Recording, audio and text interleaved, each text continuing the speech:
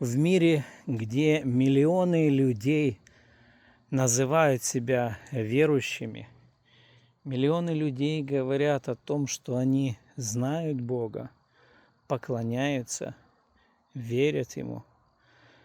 На самом деле, многие из них обманывают в первую очередь самих себя, обманывают Бога. Почему?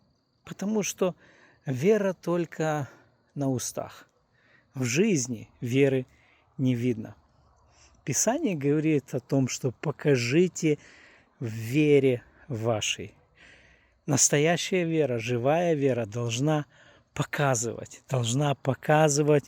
то, во что верит человек, показывать отношения с тем, в кого он верит.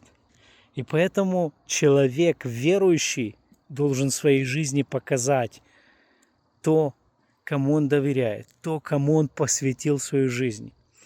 Верующий человек должен быть похож на Иисуса Христа. Верующий человек должен стремиться быть учеником Иисуса Христа всю свою жизнь. А как ты? Показываешь ли ты Иисуса Христа в своей жизни?